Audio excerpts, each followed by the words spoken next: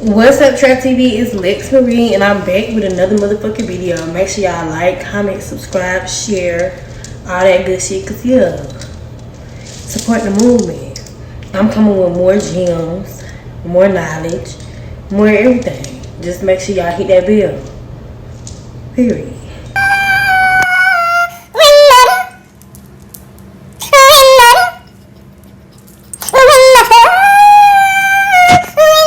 Didn't work out. I just feel like I had some things that I personally needed to deal with before I tried to go out and go to college. You know what I'm saying? Like, college was, everything was everything, but I wanted money. You feel me? I wanted money. Of course, we had the meals on campus. We had the housing, no bills, no, you feel me? But me being 17, 18, 19-year-old me, I wanted my money, but I want money, you feel me? And I'm not the type to call back home every day, every second, every minute, asking for this, asking for that. I'm gonna go get it. So I dropped out, and it's crazy because I was such a good student. Like, I graduated with a 3.8. Like, I was in all honors, international baccalaureate. Like, I'm smart as hell. But if your mind is not in it, you're not in it. But the time that I had, once I dropped out, so boom. I dropped out of college, blase. On the way home from college, I got into an accident. Let me tell you how God worked. Let me tell y'all how God worked. I got into an accident, and they found CBD. No. Let me back it up. So boom. I was in a car accident, right? And the officer that came, first of all, this man was really drunk, okay? The man who I hit, he was just in the middle of the road. He was in the middle of the road, okay? He stopped in the middle of the highway. I came up on him, I hit him. So, in the state of South Carolina, once you hit somebody in the back, you're automatically guilty. But this man was sloppy drunk. Like, he drunk as hell, but he was a veteran. So they didn't care nothing about that. Like, the officer that came, he didn't care that the man was drunk. Like, the man was all in my face.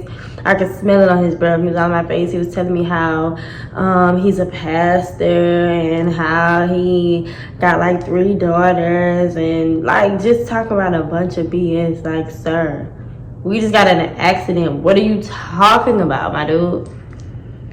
What are you talking about? So the officer doing his paperwork, whatever, the man still yapping away. Like, I'm calling my mom, like, Mom, you need to come up here. Like, this is crazy. Boom. So the officer pulls me to the side, starts talking to me, asking me what happened. I'm telling him what happened. As I'm telling him what happened, the man who I hit drives off. He starts driving away. I'm like, just looking at the officer, looking at me, looking at the officer, looking at the man, looking at the officer, looking at the man, like, okay, well, where is he going? We're not done here. Where is he going? So I'm telling the man, like, look, this man is this man is gone. What kind of business are you conducting? The man is gone. If that's the case, I can go on about my business too. So he like, oh, I didn't know, blah blah blah. I didn't know this what happened. I mean, I didn't know he drove off. I'm gonna go to his house, blah, blah. No, somebody picked him up. He didn't drive off in the car that I hit, but somebody had picked him up. So yeah, he drives off, and then the officer said he was gonna search my car because he smelled marijuana. So this officer was such an asshole. Like, he was just trying to find every reason depending on me, to put something on me, to like, he was just finding every reason. So boom, he tears my car up, like searches it from top to fucking bottom. You feel me? pulled everything out the middle console, pulled everything out the damn compartment in the front seat. Like, he was on a rampage. So finally, he found a little bud, a 3.5, right? Not even a 3.5. I'm tripping. A 0.5. A 0.5. Like, let me show y'all. Like, this is how much substance. Like, this is how much he found in my car. Like, this is the substance amount. Like, you feel me? Okay, he was real proud of how much he found because it took him forever to find that. So, boom, fast forward, he charged me with possession of marijuana. This is in 2020, right? It's 2020. So, yeah, it's 2020. Here it is, 2022. So, 2021, I went to court. And, let me tell you something. One thing about me, I know my rights, okay? I know what to say, I know what to do, I know how to do it. One thing I'm gonna do is I'm gonna get up out of that jam, okay? So, I went to court, pled not guilty, told them that it was CBD that they found in my car, not marijuana. So I was falsely convicted. CBD is legal in the state of South Carolina. Okay? Now, because, and I'm smoking a little CBD right now, just in case y'all try to young thug me, smoking some CBD. Nothing major. Anyway, so I pled not guilty, and the officer was saying how the lab that they send the weed to test it is backed up for about 5+ years.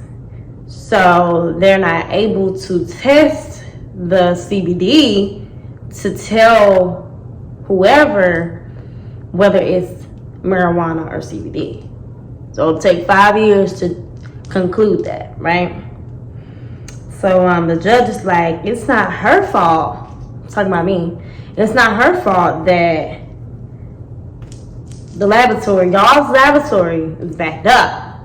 So she's not about to have to wait 5+ years just for y'all to get it together. So the judge called for a continuance. Now, when it's a continuance, this is still a pending charge on my record, okay? It's still a pending charge, and the one thing about it with jobs, when they find a pending charge, they're not able to see what the charge is. So for all they know,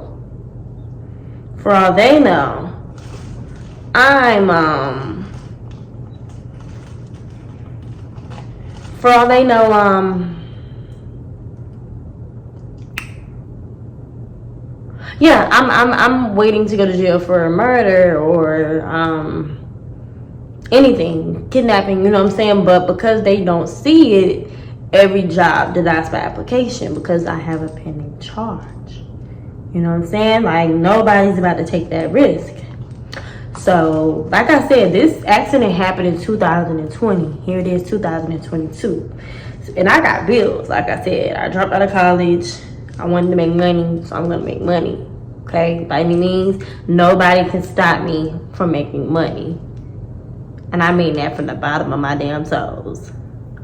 Nobody. So, boom. Let me tell y'all what I do. This is what I do.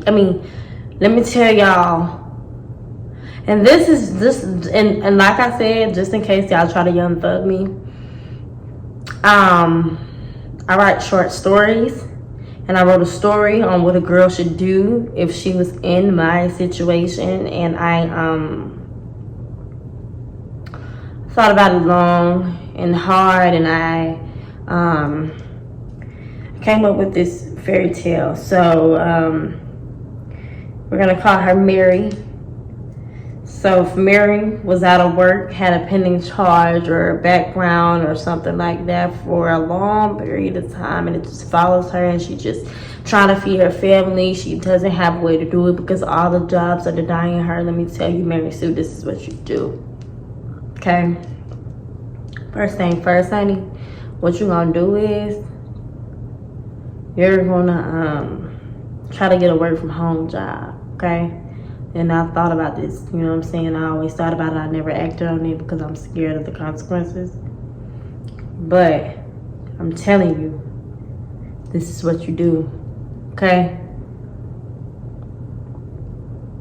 Mary Sue, get your work from home, okay? Get your work from home. And Mary Sue has a brother, a boyfriend, a sister, a girlfriend, a best friend, somebody that's willing to look out for her and her well-being, okay? So what they do is, Mary Sue is going to use her sister, her friend, whoever wants to help hers, ID and social, so that she is able to get the job that she desires to get, okay? And don't worry about HR. Don't worry about the job catching you. Don't worry about, they're worried about employees. They're worried about getting their employees so that they're able to run a business. And what you're worried about is becoming an employee so that you can feed your fucking family. Okay? So when you go up there and you do this, you act like you know what the hell you're talking about. You don't bluff. You feel me? Somebody question it, you're gonna question it back. Because who are they to tell you who you are? You know what I'm saying? Somebody come to me, Billy Bob coming to me, that doesn't look like you. When I show him my ID, that doesn't look like you. Excuse me? What exactly do you mean that doesn't look like me? Just because I'm a black person, just because I'm a black woman and I'm able to change my hair every day and look as if I'm a new person, I'm lying about who I am? What exactly are you saying? So you're saying that picture that I took there in 2012, I'm supposed to look the exact same 5-6 years later? And then they gonna shut it down. You know what I'm saying? They're gonna shut it down and they're gonna keep moving forward. But I mean, Mary Sue ain't never experienced that. Everything was rolling when she sent the paperwork in. Everything is rolling. Everything is this. Everything is that. Feel me? And for warehouse as well. Warehouse job as well. You slap that motherfucker on the table as if you know what's going on. This is me. This is who I am. And I'm here to work. That same cousin, brother, sister, whoever, ID. Y'all can have the taxes too. But I'm going to get that good hourly paying job by any means. And I'm going to get me a side hustle as well to pay for the taxes, to make up for the taxes. But I need me a job by any means. I'm going to get that. Facts. Nobody has ever made me not be able to get a job. I'm going to get a job by any means. Okay? Same thing for a drug test.